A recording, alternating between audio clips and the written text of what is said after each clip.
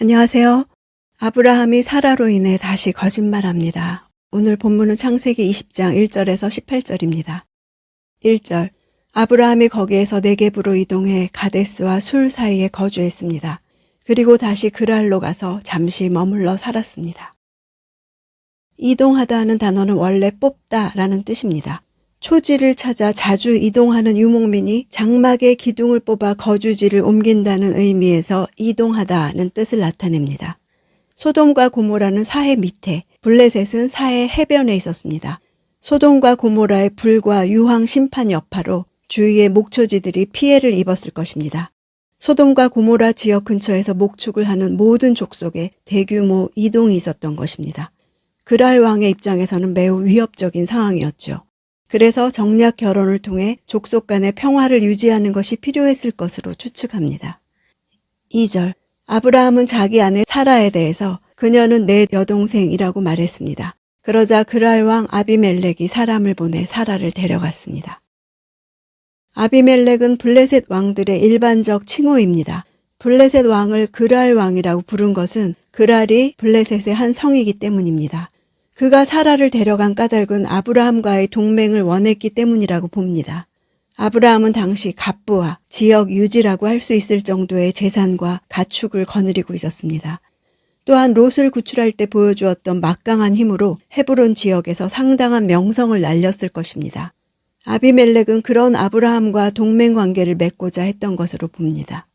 사라에 대해 이집트에서 있었던 일이 아브라함에게 자손 약속이 처음으로 주어진 직후 있었던 일이었던 데 비해 이번 사건은 아브라함에게 마지막으로 주어진 자손 약속 이후의 일입니다.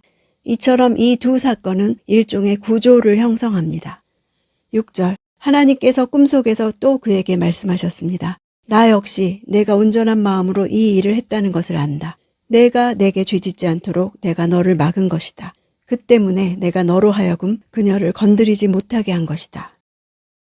하나님께서 아비멜렉으로 하여금 사라를 가까이 하여 범죄하지 못하게 하기 위해 아비멜렉이 사라를 데려오는 사건이 있기 이전부터 그에게는 성생활을 할 수 없는 어떤 질병이나 성기능 장애가 있었던 것으로 추측합니다. 이후 사라가 임신했을 때 아비멜렉과의 연관을 지을 수 없게 미리 조치를 취하신 일이었습니다. 7절, 이제 그 사람의 아내를 돌려주어라. 그는 예언자니 그가 너를 위해 기도해주면 내가 살 것이다. 그러나 만약 내가 그녀를 돌려주지 않으면 너와 내게 속한 사람이 다 죽게 될 것이다. 예언자라는 단어가 처음으로 나오고 있습니다. 아브라함을 예언자라 하신 것은 중보 역할을 두고 하신 말씀입니다. 여기서 기도하다에 해당하는 단어가 중재하다란 뜻입니다. 단순히 기도하는 것이 아니라 하나님과 아비멜렉 사이의 관계 회복을 위해 중간 역할을 한다는 의미가 있습니다. 8절, 다음날 아침 일찍 아비멜렉은 자기 신하들을 모두 소집해 그들에게 이 모든 일들을 다 말해 주었습니다. 그들은 매우 두려워했습니다. 그들이 매우 두려워했다는 것은 경외함을 말합니다. 아브라함이 이곳은 하나님을 경외함이 없으니 내 아내 때문에 나를 죽일 것이라 할 때 경외함과 같은 단어입니다. 11절, 아브라함이 말했습니다. 저는 이곳은 분명 하나님을 경외하지 않으니 사람들이 내 아내 때문에 나를 죽일 것이다 라고 생각했습니다. 자기가 죽임당할까 두려움을 극복하지 못해 인간적인 방법으로 아비멜렉을 속임으로써 아브라함도 하나님을 전적으로 신뢰하지 못했음을 알 수 있습니다. 누가 하나님을 두려워하는지 두려워하지 않는지 아이러니한 모습을 보여주고 있습니다. 13절, 하나님께서 저를 제 아버지 집에서 떠나보내실 때 제가 그녀에게 말하기를 당신이 내게 베풀어 줄 호의는 이것이요. 우리가 어디를 가든지 당신은 그는 내 오빠라고 해주시오 라고 했습니다.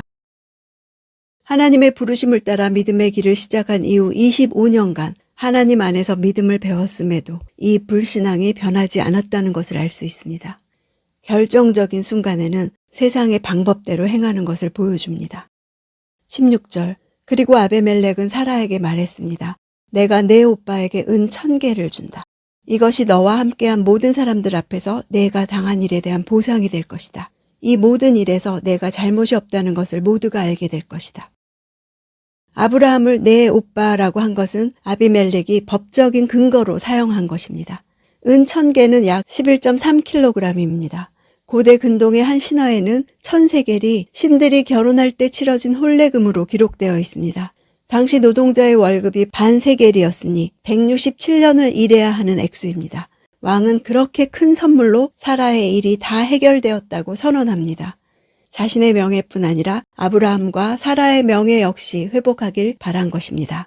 내가 당한 일, 수치를 직역하면 너를 위한 눈의 덮개입니다. 사람들 눈에 덮개가 덮여서 더 이상 사라의 모습을 수치스럽게 여기지 못하도록 하겠다는 뜻입니다. 잘못이 없다는 것을 알게 된다는 것은 서로 변론하여 정당함이 입증되는 것을 나타냅니다. 이같이 아비멜렉은 이 일을 많은 사람들 앞에서 공개적으로 해결했습니다. 이렇게 해야 100세에 낳은 이삭이 아브라함의 씨라는 것이 인정이 되기 때문입니다.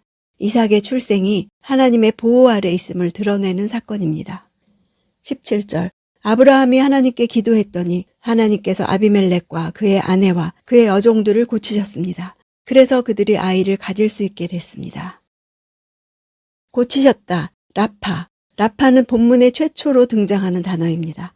아이를 가졌다는 사실은 금방 나타나지 않는다는 사실로 볼 때 당시 아비멜렉과 그의 아내와 여종들은 오랜 기간 동안 불임과 성기능 장애가 있었음을 알 수 있습니다. 18절 여호와께서 아브라함의 아내 사라 때문에 아비멜렉 집안의 모든 태를 그동안 닫으셨던 것입니다. 하나님이 사라 때문에 그동안 태를 닫아 놓으셨다는 것은 다음 장에서 태어나게 될 이삭이 아브라함의 후손이란 사실에 대해 조금의 의문의 여지도 없애고자 함입니다. 하나님이 역사를 운행하시는 방법은 이렇게 치밀합니다. 아브라함이 99세 때 다시 또 실수를 합니다. 아브라함의 후손을 탄생시켜야 하는 사라가 또 한 번 위기를 당합니다. 이집트에서의 실수는 초기에 일어난 일이었지만 이때의 실수는 이미 숱한 믿음의 경험을 한 뒤의 일입니다. 우리가 그렇습니다.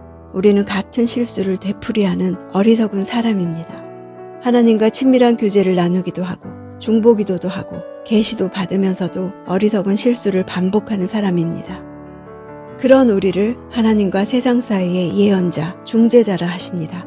우리의 현실은 여전히 아비멜렉이 왕권을 쥐고 있고 세상이 힘을 가지고 있습니다.